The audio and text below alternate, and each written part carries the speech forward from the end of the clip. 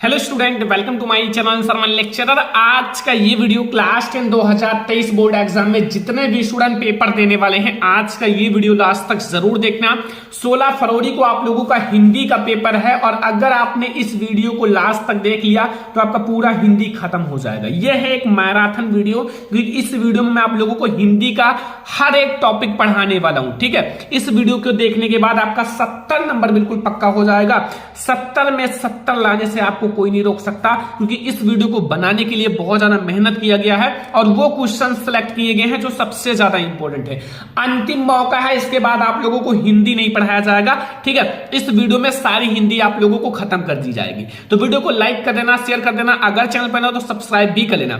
सबसे पहले हम लोग जितने भी महत्वपूर्ण बहुविकल्पीय प्रश्न हैं उनको देखेंगे। ठीक है, पहला बहुविकल्पीय प्रश्न है कि कलम का सिपाही के लेखक हैं। जो कलम का सिपाही है उसके लेखक कौन है? ऑप्शन नंबर का है अमृत राय, खा है गुलाब राय, गा है प्रेमचंद्र एंड घा है वैद्यनाथ मिश्र।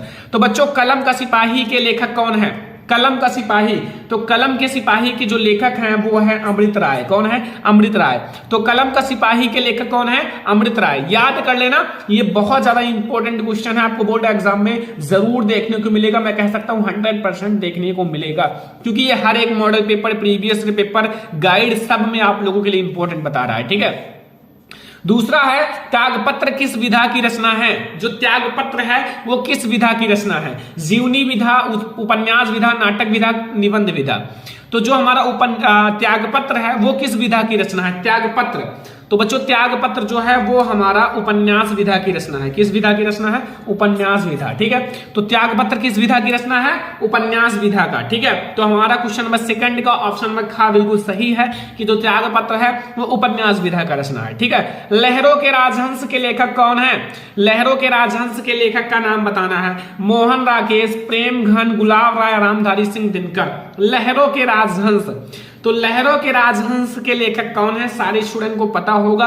अगर नहीं पता हो तो मैं आप लोगों को बता देता हूं कि लहरों के राजहंस के लेखक मोहन राकेश जी हैं। कौन है? मोहन राकेश। ठीक है, लहरों के राजहंस के लेखक कौन है? मोहन राकेश। याद रखना, वेरी इंपॉर्टेंट क्वेश्चन है। हमारा क्वेश्चन नंबर 3 है। क्वेश्चन नंबर 4 देखो, शुक्ल युग की कलावधि है। शुक्ल युग की कलावधि है 1850 से 1900 तक, या 1920 तक, या 1900 से 1938 तक, या 1938 से 1947 तक। शुक्ल युग की कलावधि कब से कब तक है? तो 1919 से 1938 तक है शुक्ल युग की कलावधि। शुक्ल युग की कलावधि जो है वो 1919 से 1938 तक है, याद रखना। ठीक है, मेरी आत्मकथा जीवनी के लेखक हैं। मेरी आत्मकथा जीवनी के लेखक कौन है? वेरी इंपॉर्टेंट है बच्चों। मेरी आत्मकथा जीवनी के लेखक डॉक्टर राजेंद्र प्रसाद, या फिर जयशंकर प्रसाद, या फिर हजारी प्रसाद द्विवेदी, या फिर हरिवंश राय बच्चन।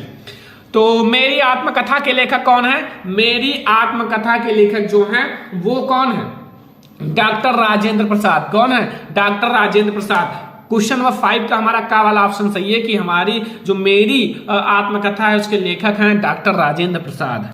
क्वेश्चन नंबर 6 देखो, रस मीमांसा के लेखक हैं। रस मीमांसा के लेखक कौन है? ऑप्शन नंबर आपके पास का है गुलाब राय, खा है आपके पास आचार्य रामचंद्र शुक्ल, या फिर भगवत शरण उपाध्याय या जयप्रकाश भारती। रस मीमांसा के लेखक, इस क्वेश्चन का आंसर 100% स्टूडेंट को पता होगा कि कौन सा है, और ये 100% फिक्स है कि आएगा भी, क्योंकि बहुत ज्यादा इंपॉर्टेंट क्वेश्चन है। ठीक है, तो रस मीमांसा के जो लेखक हैं वो कौन है? तो वो है आचार्य रामचंद्र शुक्ल जी। कौन है? आचार्य रामचंद्र शुक्ल। ठीक है, तैयार रखना, बोर्ड एग्जाम में आए छाप कर आना, छोड़ कर नहीं आना एक भी क्वेश्चन। ठीक है, जो क्वेश्चन ना आए कमेंट कर दो। ठीक है, उसका आंसर तुरंत मिलेगा। कीर्ति कंकाल के लेखक हैं। जो कीर्ति कंकाल है उसके लेखक कौन है?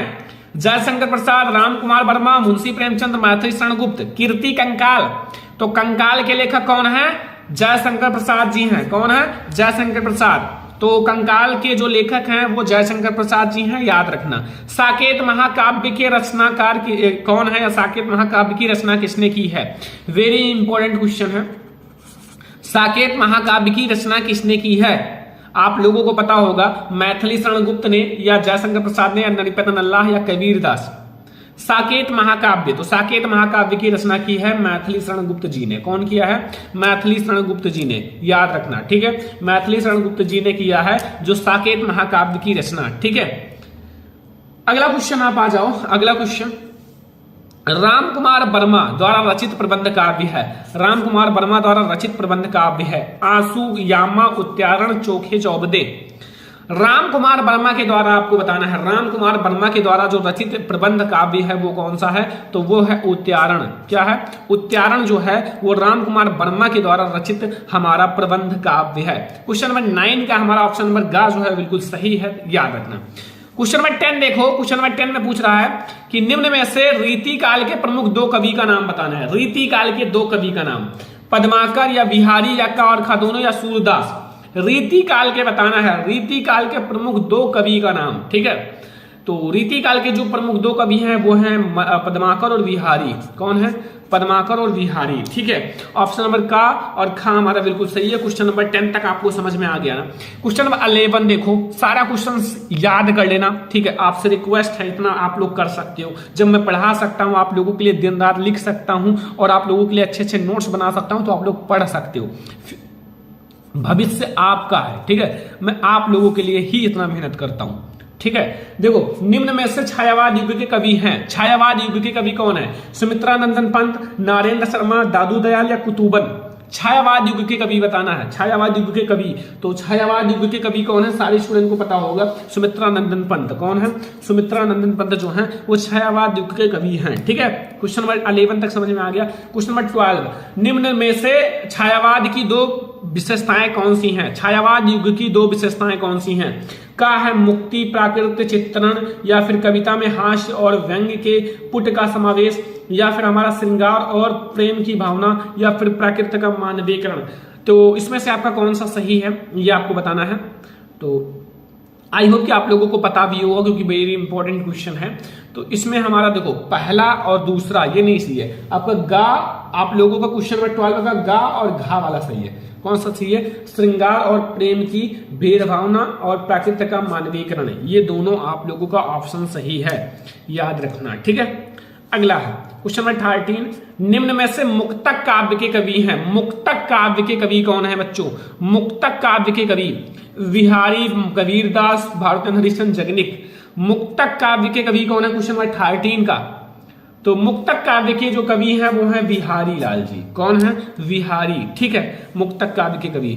ठीक है, अगला क्वेश्चन देखो, कश्मीर सुषमा के रचनाकार हैं। कश्मीर सुषमा के रचनाकार कौन है? महादेवी वर्मा, श्रीधर पाठक, महादेवी वर्मा या फिर हमारा निराला। वैसे आप एक क्वेश्चन चेंज कर लेना, यहाँ जयशंकर प्रसाद कर लेना, कोई दिक्कत नहीं। ठीक है, यहाँ आप लोग कर लेना जयशंकर प्रसाद, ऑप्शन चेंज कर लेना क्योंकि एक जैसा ऑप्शन हो गया, जयशंकर प्रसाद। तो आपको यह बताना है कि कश्मीर सुषमा के रचनाकार कौन है, तो वो है श्रीधर पाठक। कौन है? श्रीधर पाठक जी जो हैं वो कश्मीर सुषमा के रचनाकार हैं। ठीक है, समझ में आ गया ना। 15 नंबर क्वेश्चन देखो कि निम्नलिखित में से कौन सी रचना पद्माकर द्वारा लिखी है? पद्माकर के द्वारा कौन सी रचना लिखी गई है? पद्माकर के द्वारा रसराज, कवि प्रिया, गंगा लहरी, शिवा बामनी। तो बच्चों जो पद्माकर के द्वारा लिखी गई रचना है वो है गंगा लहरी। कौन सी है? गंगा लहरी। क्वेश्चन नंबर 15 का हमारा खा वाला ऑप्शन सही है। क्वेश्चन नंबर 16 देखो, यहां हरिमुख मनहु मयंक पंक्ति में कौन सा अलंकार है? हरिमुख मनहु मयंक पंक्ति में कौन सा अलंकार है? ऑप्शन नंबर का है उत्प्रेक्षा अलंकार, रूपक अलंकार, उपमा अलंकार और उपरास अलंकार। हरिमुख मनहु मयंक, इसमें आपको अलंकार बताना है। तो बच्चों इसमें आप लोगों का जो है मनहु जनहु आ गया ना, तो ये सब उत्प्रेक्षा वाचक शब्द है, इसलिए हमारा उत्प्रेक्षा अलंकार होगा। कौन सा अलंकार होगा? उत्प्रेक्षा अलंकार। अपव्यय में कौन सा उपसर्ग लगा है? अपव्यय, अपव्यय में कौन सा उपसर्ग लगा हुआ है? अप या आ या अप या फिर हमारा आ। देखो उप है या आ है या अप है या बड़ा आ है। तो अपव्यय में आपका अप लगा हुआ है। क्या लगा हुआ है? अप। ठीक है, अप लगा हुआ है, ध्यान रखना। अगर आपको बोर्ड एग्जाम में 90% 95% लाना है तो ये वीडियो सबसे ज्यादा इंपॉर्टेंट है। ठीक है, पूरा आप लोग ध्यान से समझना। गिरावट शब्द में प्रत्यय है, गिरावट शब्द में प्रत्यय, लास्ट में वट जुड़ा हुआ है तो बच्चा वट ही होगा ना। देखो प्रत्यय पीछे जुड़ता है, उपसर्ग आगे जुड़ता है। अगर इसमें कंफ्यूजन हो तो उप का मतलब होता है आगे। ठीक है, उप का मतलब होता है आगे। ठीक है, उप, उप मतलब ऊ से ऊपर यानी कि आगे। ठीक है, और प्रत्यय जो है वो पीछे जुड़ता है। ये इतना आप लोग कंफ्यूजन क्लियर रखना, वरना इसमें कोई गलती मत कर देना, वरना दिक्कत हो जाएगा। ठीक है, शुभाशुभ में समास है, शुभाशुभ में समास कौन सा है? तत्पुरुष समास, द्विगु समास, द्वंद्व समास, कर्मधारय समास। तो बच्चों आपके सिलेबस में ही दो ही समास है, ये तो है नहीं, ये भी नहीं, ये दोनों। अब है कौन सा? द्विगु या द्वंद्व, क्योंकि दो ही समास आपके सिलेबस में है, तो ये हमारा द्वंद्व समास है। कौन सा है? द्वंद्व समास। ठीक है, अगला देखो, हसानी रूप है हस धातु का। हसानी जो है वो रूप है हस धातु का, तो ये विधिलिंग लकार उत्तम पुरुष एक वचन है, या लंग लकार मध्यम पुरुष द्विवचन है, या लोट लकार प्रथम पुरुष एक वचन है, या विधिलिंग लकार प्रथम पुरुष बहुवचन है। ठीक है, हसानी तो बताओ जल्दी से, ये हमारा होगा विधिलिंग लकार उत्तम पुरुष एक वचन। ठीक है, तो ऑब्जेक्टिव मैंने 20 MCQ ऑब्जेक्टिव लिया है, 20 MCQ जो 100% वाले। तो स्टूडेंट अब हम लोग देखते हैं 21 नंबर ऑब्जेक्टिव क्वेश्चन जो बोर्ड एग्जाम के लिए वेरी इंपॉर्टेंट है, जरूर तैयार करके जाना। ठीक है, ये आप लोग देखो, इसमें लिखा हुआ है कि हंसी हंसी बांझे देखी दूल्हा दिगंबर को, और पाहुनी जे आवे हिमालय से उछा में, इनमें कौन सा रस है? ठीक है, इसमें आपको रस बताना है। ये सब बहुत ज्यादा इंपॉर्टेंट है, आप लोगों को पूरा तैयार करके ही जाना है, क्योंकि ये सारे आपके बोर्ड एग्जाम के लिए मोस्ट इंपोर्टेंट ऑब्जेक्टिव क्वेश्चन है, बहुविकल्पीय प्रश्न है, और आप लोग ये पूरा ऑब्जेक्टिव क्वेश्चन तैयार कर लेना। ठीक है, इसमें हास्य रस है, या फिर करुण रस है, या श्रृंगार रस है, या वीर रस है। देखो बच्चों, इसमें हंसना आया है ना, हंसी हंसी मतलब होता है हंसना, तो अगर हंसना शब्द आए तो आप लोग समझ जाना ये आपका हास्य रस है, क्योंकि हास्य रस का स्थायी भाव ही होता है हंसना। ठीक है, हास्य। तो ये हमारा हो गया क्वेश्चन नंबर 21, और आप लोगों को जरूर समझ में आ गया होगा, क्योंकि बहुत ज्यादा आसान क्वेश्चन है। अगला देखो, लिखा हुआ है शोक आप लोगों का बिकल रोही सब रानी, रूपशील बल तेज बखानी, करही बिलाप अनेक प्रकार, परही भूमि तल एंड 12 ही बारी। ठीक है, अब इसमें आपको बताना है कौन सा रस है। ठीक है, इसमें भी आपको रस ही बताना है। देखो, एक ही रस आएगा, चाहे आपका हास्य रस आए या करुण रस आए। ठीक है, अब आप लोगों के बोर्ड एग्जाम में दो ही रस हैं, तो आप ये समझ जाना कि हमारा ये अद्भुत रस तो हो नहीं सकता, शांत रस तो हो नहीं सकता। अब बचे भैया दो ही, अब उसमें से आपका हास्य रस है या करुण रस है। अगर हंसना आ जाए तो हास्य रस है, अगर रोना आ जाए तो करुण रस है। ठीक है, इसमें मतलब रोही, ठीक है, विकल एंड आप लोगों का विलाप, इस सब का मतलब होता है रोना, दुखी होना, तो इसलिए हमारा करुण रस होगा। क्या होगा? करुण रस, याद रखना। ठीक है, बहुत ज्यादा इंपॉर्टेंट है। अगला देखो 23 नंबर क्वेश्चन, कि नील घन सावक से सुकुमार सुधा भरने को विधु के पास, पंक्ति में कौन सा अलंकार है? इसमें आपको अलंकार बताना है, रूपक अलंकार श्लेष, या फिर उत्तरपेक्षा अलंकार, श्लेष अलंकार, उपमा अलंकार। ठीक है, तो इस क्वेश्चन का आंसर आप लोगों को पता होगा। इसका हमारा राइट आंसर है उपमा अलंकार। कौन सा अलंकार है? उपमा अलंकार। ठीक है, तैयार कर लेना। हरिमुख मनहु मयंक में पंक्ति में कौन सा अलंकार है? हरिमुख मनहु मयंक पंक्ति में कौन सा अलंकार है? उत्प्रेक्षा अलंकार, रूपक अलंकार, उपमा अलंकार, अनुप्रास अलंकार। तो हरिमुख मनहु मयंक में कौन सा अलंकार है? उत्प्रेक्षा अलंकार, क्योंकि इसमें उत्प्रेक्षा वाचक शब्द आ गया है। मनहु जनहु, ठीक है, मनहु जनो, ये सब होता है उत्प्रेक्षा वाचक शब्द।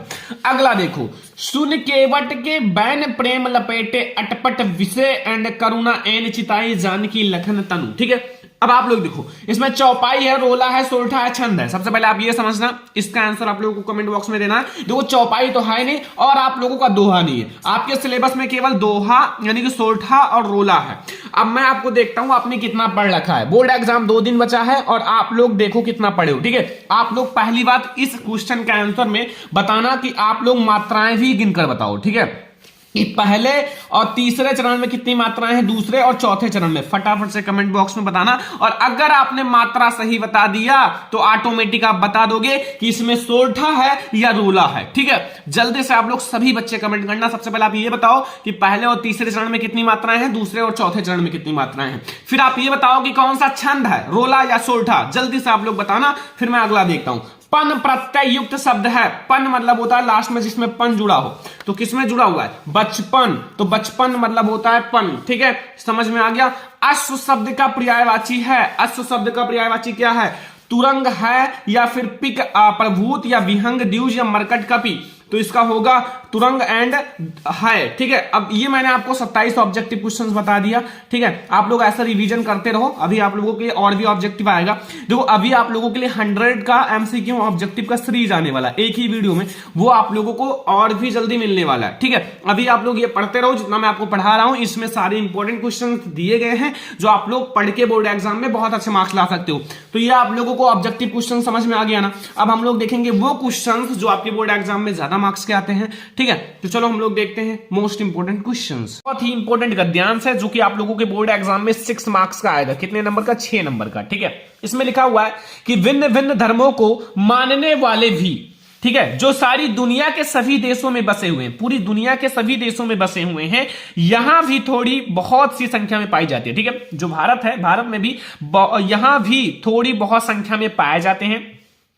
और जिस तरह, ठीक है, जिस तरह यहां की बोलियां, जो बोलियां है ना, मतलब लैंग्वेज, बोलियों की गिनती आसान नहीं है, बोलियों की गिनती यहां आसान नहीं है। ठीक है, हर जगह अलग अलग टाइप का बोला जाता है, कहीं हिंदी बोला जाता है, कहीं आपका उर्दू बोला जाता है, कहीं फारसी, कहीं मराठी, कहीं गुजराती, ऐसे कई टाइप से बोलियां हैं। ठीक है, उसी तरह से यहां भिन्न भिन्न धर्मों के संप्रदाय को भी गिनती करना आसान नहीं। उसी प्रकार से यहां जो भिन्न भिन्न प्रकार के धर्म है उनकी गिनती करना भी आसान नहीं। ठीक है, अब देखो यहां से अंडरलाइन है, अंडरलाइन वाला बहुत ध्यान से पढ़ना। ठीक है, इसकी व्याख्या भी करनी पड़ती है। इन विभिन्नताओं को देखकर अगर अपरिचित आदमी, जो अपरिचित है, ठीक है, जो अपरिचित है, घबरा कर कह उठेगा कि यह एक देश नहीं है, यह एक देश नहीं है बल्कि अनेक देशों का समूह है। यह एक देश नहीं है बल्कि अनेक देशों का समूह है। और यह एक जाति नहीं है बल्कि अनेक जातियों का समूह है। तो इसमें आश्चर्य की बात नहीं है, अगर ऐसा कोई कह दे तो इसमें कोई आश्चर्य की बात नहीं है, क्योंकि ऊपर से देखने वाले को जो गहराई में नहीं जाता विभिन्नता ही देखने को आएगी। ठीक है, अब बोर्ड एग्जाम में इससे रिलेटेड तीन क्वेश्चन आएंगे। पहला, प्रस्तुत गद्यांश लिखना है, गद्यांश का संदर्भ 2 नंबर का, फिर आप लोगों को रेखांकित अंश की व्याख्या 2 नंबर का, और फिर आप लोगों को प्रस्तुत गद्यांश में लेखक का क्या कहना है ये भी 2 नंबर का। मतलब कुल मिला के 6 मार्क्स का आपका गद्यांश आएगा। तो अब ये बताओ कि ये किस चैप्टर से लिया गया है, इसके लेखक कौन है? सारे बच्चों को पता होगा, अगर नहीं पता है तो भाई अभी आप लोगों को पता चल जाएगा। ये हमारा बहुत ज्यादा इंपॉर्टेंट गद्यांश है। ठीक है, तो इसमें आप लोग देखो, ये हमारा जो है बच्चों भारतीय संस्कृति चैप्टर से लिया गया। किस चैप्टर से? अभी मैं आप लोगों को जब बताऊंगा, भारतीय संस्कृति चैप्टर से। ठीक है, तो सारे बच्चे याद रखना, ये हमारा भारतीय संस्कृति चैप्टर से। अब आप लोगों को संदर्भ कैसे लिखना है बच्चों? संदर्भ लिखने के लिए सबसे पहले आप लोगों को क्या करना है? संदर्भ हेडिंग डालना है। ठीक है, सबसे पहले आप लोग अच्छे से यहां संदर्भ हेडिंग डाल दो। ठीक है, मैंने ऑलरेडी बता दिया कि बोर्ड एग्जाम में कॉपी कैसे लिखना है। ठीक है, उसकी वीडियो ऑलरेडी आ चुकी है चैनल पर, आप लोग देख सकते हो। तो ये हमारा भारतीय संस्कृति चैप्टर से, इसके लेखक डॉक्टर राजेंद्र प्रसाद हैं। तो सबसे पहले आपको लिखना है, जो ऊपर गद्यांश दिया हुआ है, प्रस्तुत जो गद्यांश है हमारा, प्रस्तुत गद्यांश हमारी पाठ्य पुस्तक, हमारी पाठ्य पुस्तक, ठीक है, ध्यान से समझना, पाठ्य पुस्तक।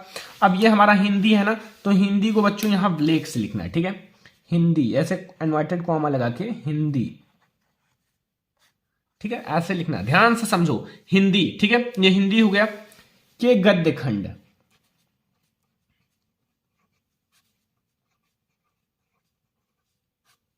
हिंदी के गद्य खंड में संकलित, इस जो चैप्टर का नाम तो मैंने बता दिया, अभी नहीं, अभी मैं आपको बताऊंगा पहले लेखक का नाम, डॉक्टर राजेंद्र प्रसाद। कौन है? डॉक्टर राजेंद्र प्रसाद, जो कि आप लोगों के पहले राष्ट्रपति थे। ठीक है, डॉक्टर राजेंद्र प्रसाद। तो ये डॉक्टर राजेंद्र प्रसाद इसके लेखक हैं। ठीक है, तो गद्य खंड में संकलित डॉक्टर राजेंद्र प्रसाद द्वारा लिखित। और इस चैप्टर का क्या नाम है बच्चों? मैंने बता दिया है, क्या नाम है? भारतीय संस्कृति। तो अब आप लोग लिख दो, लिखित भारतीय संस्कृति पाठ से लिया गया है। बस हो गया संदर्भ, 2 नंबर आपका बिल्कुल फिक्स हो गया। कोई दिक्कत है? कोई भी दिक्कत नहीं होगा। ठीक है, भारतीय संस्कृति ऐसे कॉमा बंद कर देना, पाठ से लिया गया है, बस हो गया।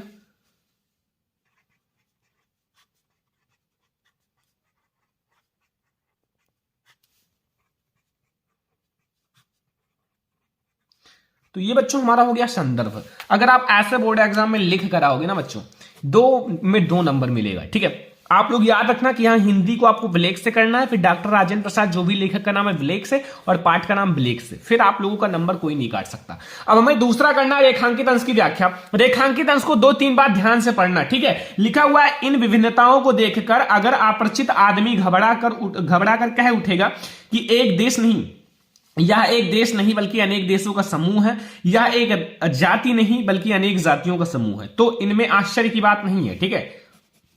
क्योंकि ऊपर से देखने वाले को जो गहराई में नहीं जाता, विभिन्नता ही देखने को आएगी, विभिन्नता ही उनको नजर आएगी, ठीक है। तो ये हमारा हो गया। अब मैं आप लोगों को बताता हूं कि आप लोगों को रेखांकित अंश की व्याख्या कैसे करना है, ठीक है।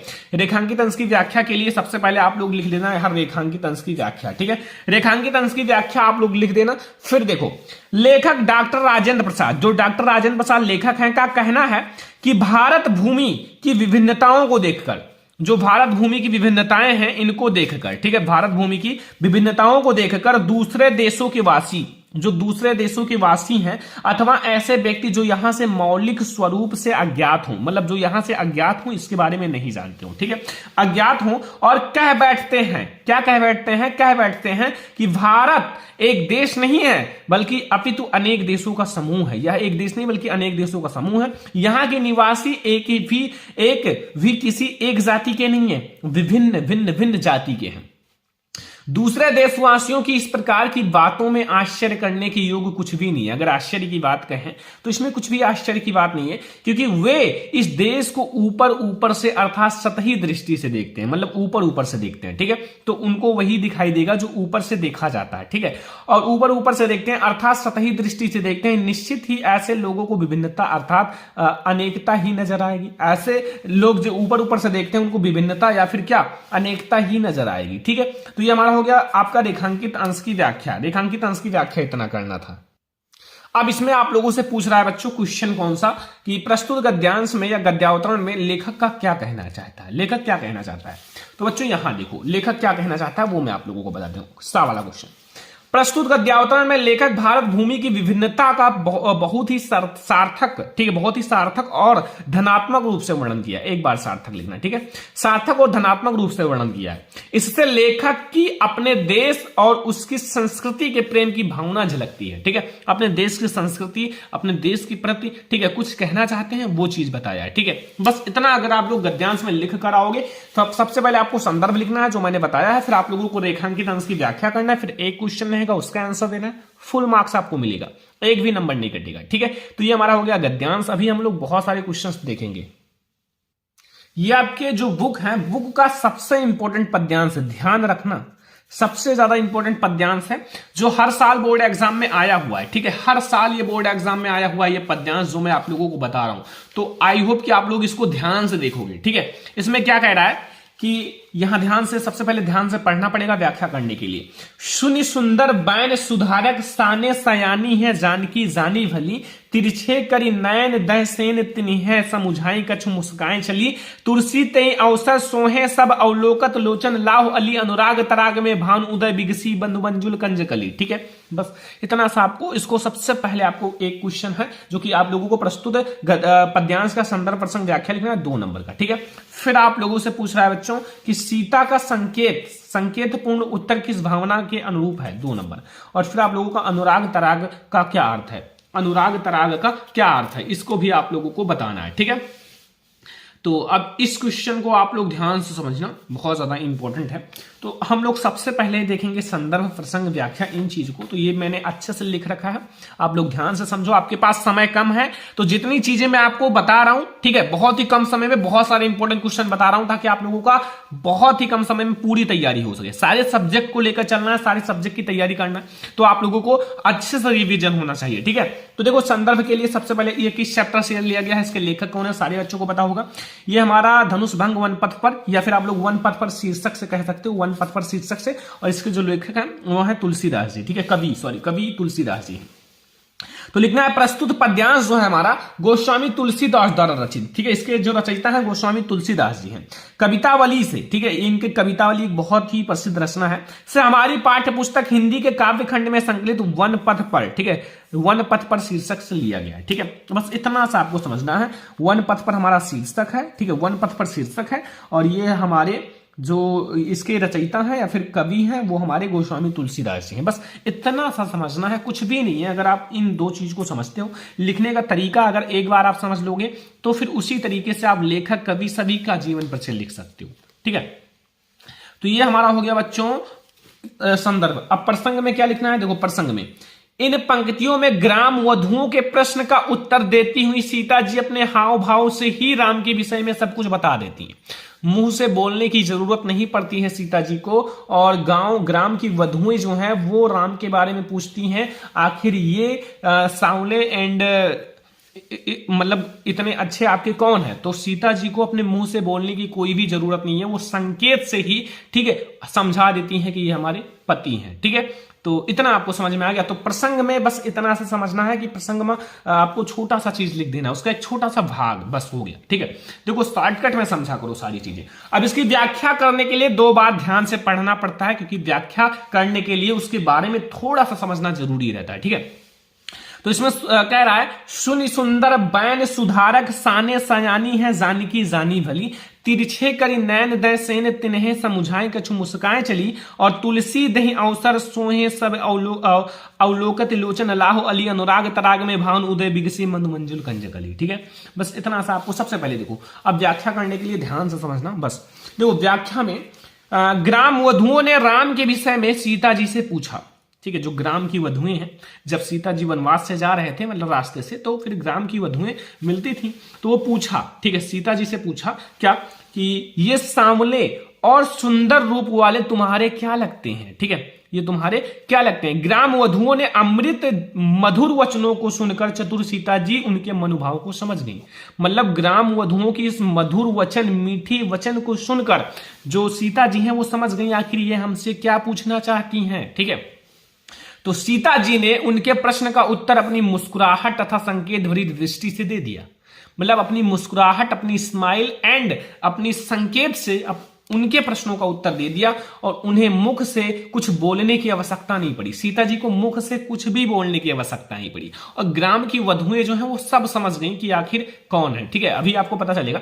उन्होंने स्त्रोजित लज्जा के कारण, जैसे सीता जी लज्जा के कारण, स्त्रोजित लज्जा के कारण वे मतलब केवल संकेत से ही, ठीक है, केवल संकेत से ही राम के विषय में यह समझा दिया कि ये मेरे पति हैं। ठीक है, तो केवल संकेत से ही सीता जी पूरी ग्राम वधुओं को समझा दिया कि ये हमारे पति हैं। ठीक है, और समझ गई सारी ग्राम वधुएं, जो ग्राम की स्त्रियां हैं। तो तुलसीदास जी कहते हैं कि सीता जी के संकेत को समझकर सभी स्त्रियां राम के सौंदर्य को एकटक देखती हुई क्या कहती हैं, अपने नेत्रों को लाभ प्रदान करती हैं, अपने नेत्रों को सौभाग्य प्रदान करती हैं कि आज हमने भगवान श्री राम का दर्शन कर लिया। ठीक है, क्योंकि बहुत ही बड़ी बात है, और ऐसे ही हुआ। और उस समय ऐसा प्रतीत हो रहा था मानो प्रेम की सरोवर में राम रूपी सूर्य का उदय हो गया हो। ठीक है, उदय हो गया हो, और ग्राम वधुओं ने नेत्र रूपी कमल की सुंदर कलियां खिल गई हो। ठीक है, जो ग्राम वधुएं हैं वो कलियां खिल गई हो, और श्री राम जी क्या है, सूर्य का उदय हो गया हो। ठीक है, सरोवर में राम रूपी सूर्य का उदय हो गया हो। बस इतनी सी व्याख्या करनी है, जो कि व्याख्या आप लोगों को समझ में आ ही गया होगा, बहुत ज्यादा आसान है। अभी आप लोगों से 2 क्वेश्चन पूछेगा, उस दोनों क्वेश्चन का आंसर मैं आप लोगों को अपनी भाषा में बताता हूं। ठीक है, लिखने की कोई जरूरत नहीं है, अगर एक बार समझ जाओगे तो फिर आप लोग हमेशा याद रहेगा। सीता जी का संकेत पूर्ण उत्तर किस भावना के अनुरूप है। ठीक है, तो बच्चों ये बहुत ज्यादा इंपॉर्टेंट क्वेश्चन है कि इसमें क्या पूछ रहा है कि सीता जी का संकेत पूर्ण उत्तर किस भावना के अनुरूप है। ठीक है, तो अगर मैं आप लोगों को लिखकर समझाऊं या वैसे भी समझ जाओगे। देखो सीता जी का संकेत पूर्ण उत्तर जो है, जैसे सीता जी ने संकेत पूर्ण उत्तर क्यों दिया, ध्यान से समझो। देखो वैसे वो बोल सकती थी, ठीक है, बोल सकती थी, लेकिन एक होता है ना, मतलब देखो स्त्रियां जैसे शर्माती हैं तो फिर वो स्त्री हैं। ठीक है, उसी प्रकार से सीता जी का संकेतपूर्ण उत्तर भारतीय नारी की मर्यादा तथा लब्ध नेत्र निर्वारण की भावना के अनुरूप है। ठीक है, मतलब मर्यादा, जैसे स्त्री की ज्यादा बोलना नहीं चाहिए। ठीक है, तो स्त्री जो है अपनी मर्यादा में रहे, तो इसीलिए सीता जी ने अपनी मर्यादा तथा लब्ध नेत्र के निवारण से भावना के अनुरूप है। ठीक है, ये है पहले का क्वेश्चन। फिर यहां अनुराग तराग का क्या अर्थ है। अनुराग तराग का मतलब मैं यहां लिख देता हूं, प्रेम रूपी सरोवर है। क्या है, प्रेम रूपी सरोवर। प्रेम रूपी सरोवर, ठीक है। अनुराग तराग का मतलब है प्रेम रूपी सरोवर, ठीक है, समझ में आ गया ना। तो ये है गद्यांश। और पद्यांश जो वेरी इंपॉर्टेंट है, बोर्ड एग्जाम में हमेशा आता है, वही मैं आप लोगों को बता रहा हूं। आपका बोर्ड एग्जाम नजदीक है मुझे पता है, तो इसलिए मैं आप लोगों को वो गद्यांश पद्यांश वो इंपॉर्टेंट क्वेश्चन बताता हूं जो बोर्ड एग्जाम में 100% आएगा, ठीक है। तो ये आप लोग तैयार कर लेना। अभी हम लोग और भी चीजें देखेंगे जो आपके बोर्ड एग्जाम के लिए इंपॉर्टेंट है।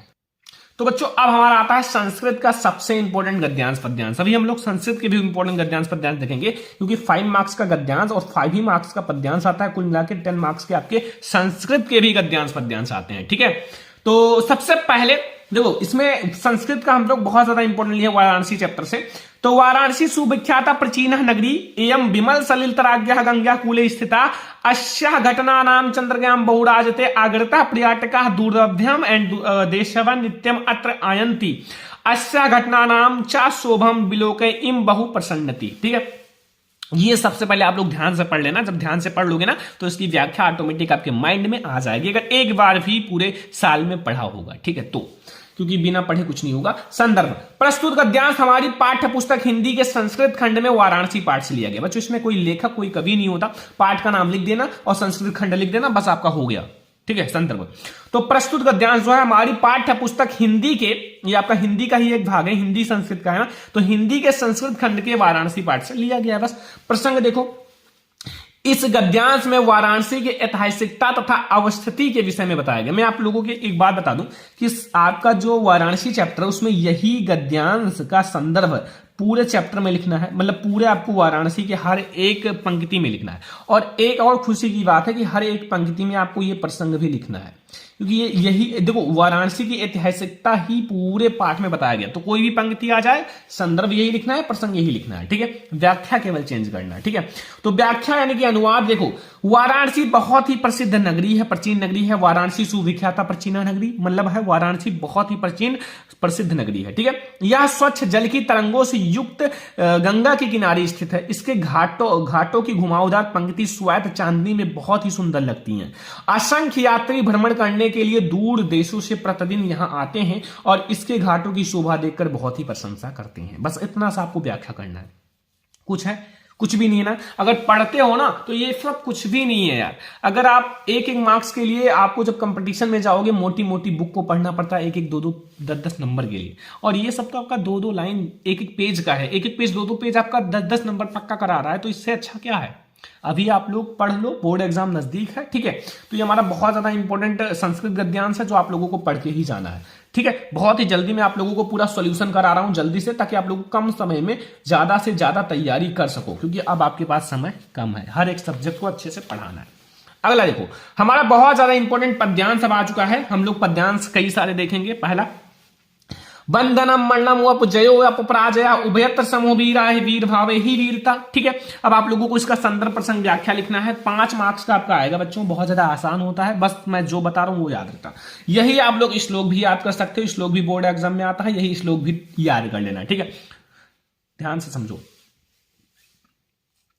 प्रस्तुत श्लोक या फिर प्रस्तुत श्लोक हमारी पाठ्य पुस्तक हिंदी के संस्कृत खंड के वीरा वीरण पूज्यते, कौन से चैप्टर से है, वीरा वीरण पूज्यते पाठ से लिया गया या अवतरित है, ठीक है।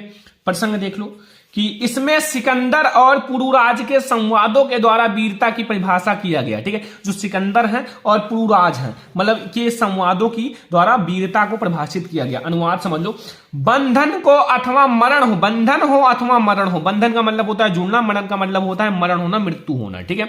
जीत हो या हार हो, मतलब जीत हो या फिर हार हो, दोनों ही अवस्थाओं में वीर समान रहता है और वीर भावे ही वीरता, मतलब जो वीर होता है उसका चाहे बंधन हो चाहे मरण हो चाहे जीत हो या हार हो वो डगमगाएगा नहीं, दोनों जगह सामान ही रहेगा, ठीक है। वीर वीर ही रहेगा, चाहे उसका मरण हो या बंधन हो, चाहे जीत हो या हार हो, कोई इफेक्ट नहीं पड़ता उसके ऊपर, ठीक है।